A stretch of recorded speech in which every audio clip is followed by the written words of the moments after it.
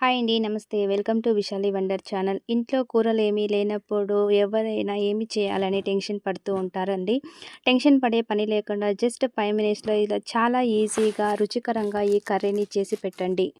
ఇలా చేసి పెట్టారంటే మీ ఇంట్లో ఎప్పుడు కూడా ఇలానే చేయమని అడుగుతారండి. అంత బాగుంటుందండి. ఫస్ట్ టైం వంట చేసే వాళ్ళు కూడా ఈజీగా సూపర్ టేస్టీగా చేసేసుకోవచ్చునండి. బ్యాచిలర్స్ వాళ్ళకి కూడా ఈ కర్రీ చేయడం చాలా ఈజీ అండి.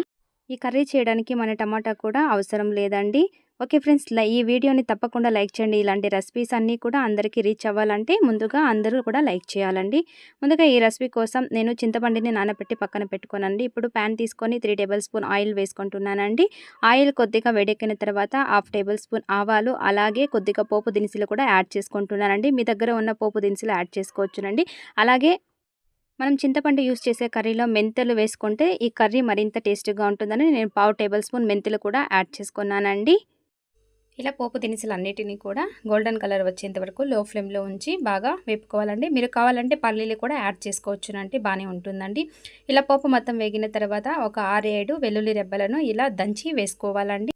వెల్లుల్లి రెబ్బలు పచ్చివాసన పోయేంత వరకు ఒక 2-3 సెకండ్స్ బాగా వేపుకున్న తర్వాత ఇందులోనే ఒక 3-4 ఎండుమిర్చిని కూడా తుంచి వేసుకుంటున్నానండి.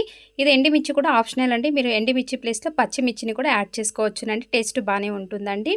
ఇలా వేపుకున్న తర్వాత సన్నగా కట్ చేసి పెట్టిన ఒక 3 ఆనియన్స్ తీసుకుంటున్నానండి. ఈ కర్రీలో ఆనియన్స్ కొద్దిగా ఎక్కువగానే పడుతుందండి. ఎక్కువగా వేసుకుంటేనే ఈ కర్రీ ఈ రెసిపీలో ఆనియన్స్ మనకి గోల్డెన్ బ్రౌన్ కలర్ వచ్చేంత వరకు వేపుకోవాల్సిన అవసరం లేదండి. ఆనియన్స్ మనకి మెత్తపడితే సరిపోతుందండి. అలా మెత్తపడేంత వరకు వేపుకుంటే మనకి చాలా బాగుంటుందండి తినేటప్పుడు. ఇప్పుడు ఫ్రెష్‌గా ఉన్న కరివేపాకును 2, 3 రెబ్బలు వేసుకుంటున్నానండి. ఇలా కరివేపాకు అన్నీ కూడా బాగా వేగేంత వరకు వేపుకోవాలండి. మీడియం ఫ్లేమ్‌లోనే ఉంచి వేపుకోవాలండి. హై ఫ్లేమ్‌లో ఉంచితే మనకి ఆనియన్స్ మనకి తొందరగా మాడిపోతుందండి. అందుకే మీడియం ఫ్లేమ్‌లో ఉంచి బాగా వేపుకోవాలండి. ఇలా ఆనియన్స్ బాగా వేగిన తర్వాత ఇందులో టేస్ట్‌కి సరిపడా సాల్ట్, అలాగే 1/2 టేబుల్ స్పూన్ పసుపు కూడా వేసి బాగా కలుపుకుంటున్నానండి. ఇలా సాల్ట్, పసుపు వేసుకుంటే ఆనియన్స్ మనకి తొందరగా మగ్గిపోతాయండి. ఇలా మొత్తాన్ని కూడా ఆనియన్స్‌కి బాగా పట్టించాలండి సాల్ట్ అన్నీ కూడా. ఇప్పుడు ఇవి కొద్దిగా మగ్గిన తర్వాత మనకి కారంకు సరిపడా చిల్లీ పౌడర్ యాడ్ చేస్తున్నానండి. నేను 2 టేబుల్ స్పూన్ యాడ్ చేసుకుంటున్నానండి. ఇలాంటి చింతపండు పులుసులో ఉప్పు, కారం కొద్దిగా ఎక్కువగానే పడుతుందండి. ఇప్పుడు అలాగే 1 టేబుల్ స్పూన్ ధనియా పౌడర్ కూడా వేసుకుంటున్నానండి. ఇంతే ఇంగ్రీడియెంట్స్ అండి. తక్కువ ఇంగ్రీడియెంట్స్‌లో ఈ కర్రీ అయితే ప్రిపేర్ అయిపోతుందండి. ఇవన్నీ వేసి బాగా కలుపుకున్న తర్వాత మనం నానబెట్టి పెట్టుకున్న చింతపండు పులుసుని యాడ్ చేసుకోవాలండి. ఇలా చింతపండు పులుసు వేసి బాగా కలుపుకోవాలండి. కొద్దిగా వాటర్ కూడా యాడ్ చేసుకోవాలండి. కన్సిస్టెన్సీ మనకి కొద్దిగా లూజ్‌గానే ఉండాలండి. ఎందుకంటే కర్రీని ఒక 10 మినిట్స్ మనం మరిగించుకుంటే చిక్కబడిపోతుందండి. ఆనియన్స్ ఎక్కువగా వేసాం కాబట్టి తొందరగా చిక్కబడుతుందండి ఈ కర్రీ. ఇలా వాటర్ కూడా యాడ్ చేసుకొని ఒక 10 మినిట్స్ అయితే బాగా మరగనివ్వాలండి. టమోటా కానీ, ఎలాంటి వెజిటబుల్స్ కానీ ఏమీ అవసరం లేకుండా ఈజీగా ఇలా ప్రిపేర్ చేసుకుంటే కడుపు నిండుగా తినేయొచ్చునండి.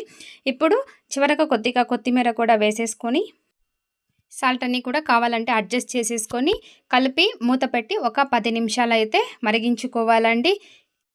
చాలా తక్కువ టైంలో, తక్కువ ఇంగ్రీడియెంట్స్‌లో టేస్టీగా ఈ కర్రీనైతే ప్రిపేర్ చేసేసుకోవచ్చునండి. బ్యాచిలర్స్ వాళ్ళే కాదు, వంట చేసడానికి రాని వాళ్ళు కూడా ఈజీగా ఈ కర్రీని ప్రిపేర్ చేసుకొని మీరు తినొచ్చునండి.